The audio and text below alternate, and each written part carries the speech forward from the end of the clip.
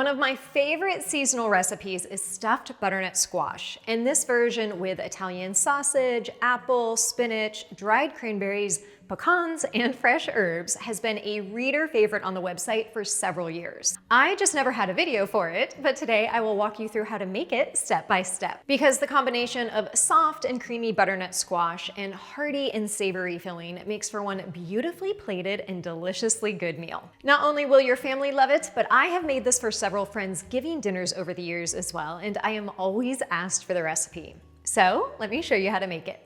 To get started, you'll need a butternut squash that's about 2.5 pounds. Now, butternut squash, and most winter squashes for that matter, are notoriously difficult to slice given their hard outside edge. It can certainly be done with a little care and extra muscle, and I've shown you this before on my roasted butternut squash video. But if you like to make things easier, as I do, then I recommend poking it a few times with a fork and then microwaving it for 2 to 3 minutes to soften it a bit. It won't cook the butternut squash, but it will make it much easier to slice in half, and I think that's just safer all around. So once you've got it sliced in half, use a large spoon to scoop out the seeds. You can roast butternut squash seeds as you would pumpkin seeds, and I've got a separate recipe for roasted pumpkin seeds on my website if you need step-by-step directions. But today I'll just scoop the seeds out and then toss them. Place the butternut squash in a baking dish and then drizzle it with a little bit of olive oil. Rub that all over to coat the flesh and then sprinkle with a bit of salt and pepper.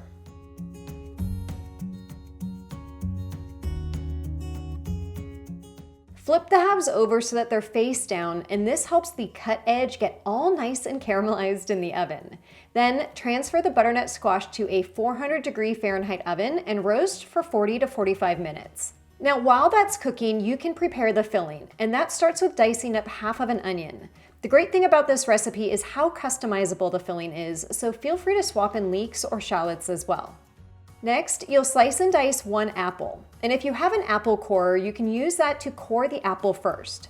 I do not have a corer, so I'll usually just slice around the core and then dice the remaining pieces.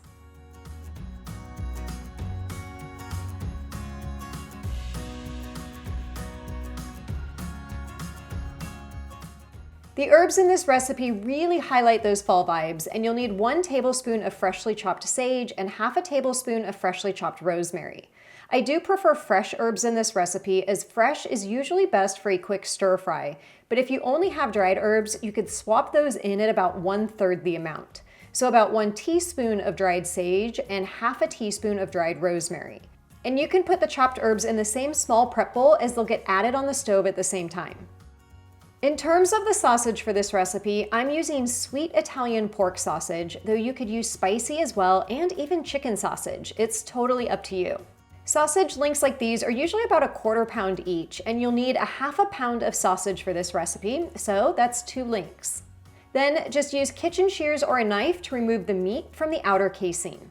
Add the sausage to a large pan over medium heat and use a spatula to break up the meat while it cooks. Cook the sausage until it's nice and browned, and then add the diced onion, 3 cloves of garlic that you can mince straight into the pan, and 2 lightly packed cups of baby spinach.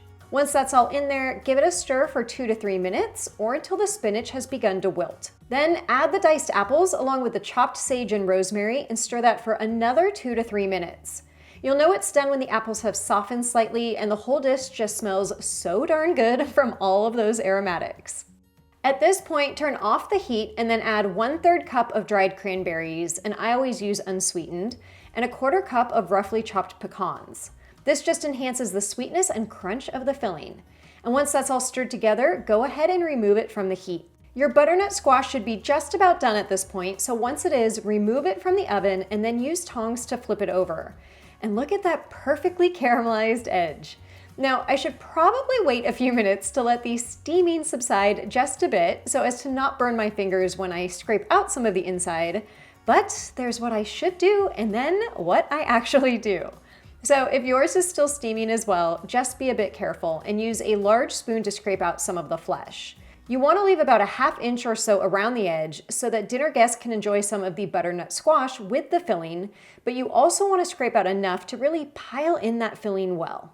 And with the filling you scrape out, you can turn that into mashed butternut squash, just like mashed potatoes, or simply top it with a pat of butter and enjoy it as a side dish. Scoop the filling into each half of the butternut squash and then place it back in the oven and turn the broiler on for just a couple of minutes until the top is lightly golden.